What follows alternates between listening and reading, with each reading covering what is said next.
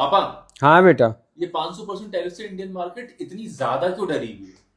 क्योंकि इस बार का ये 500% टैरिफ ट्रंप की कोई खोखली धमकी या उसका बड़बोलापन नहीं है, बल्कि अमेरिका का एक वेल कैलकुलेटेड मूव है जिसको ट्रंप एक बहुत अच्छे होमवर्क के बाद लेके आया है और जिसकी वजह से पिछले कुछ दिनों में इंडियन मार्केट से 9 लाख करोड़ रुपए साफ हो गए। अब होमवर्क कैसा?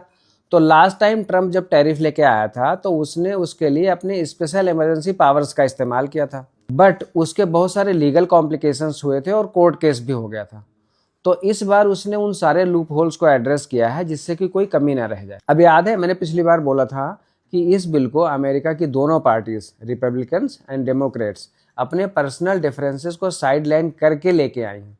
उसका एग्जाम्पल ये है कि अमेरिकन सीनेट में 100 सीनेटर्स बैठते हैं।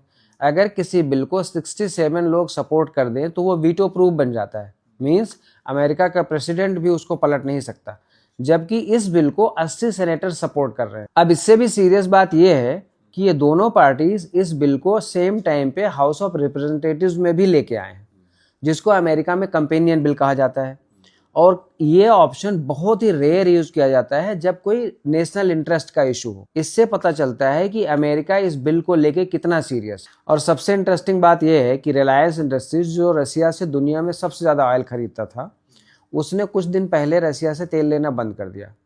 इससे इंडियन इंपोर्ट रसिया से जो टोटल ऑयल का 35% था वो घट के 25% पे आ गया। अब अमेरिका की इन हरकतों से इंडिया के सामने आगे कुआं और पीछे खाई जैसी स्थिति खड़ी हो गई है। अब इंडिया के पास दो ही ऑप्शन बचते हैं। नंबर 1 कि वो रसिया के साथ की अपनी इतनी पुरानी दोस्ती, और दूसरा अपने इकोनॉमिक डिसीजंस लेने की सोवरेनिटी को सेक्रीफाइस कर दें और रसिया से सस्ता ऑयल लेना बंद करके दूसरे देशों से महंगा ऑयल लेना शुरू कर दें।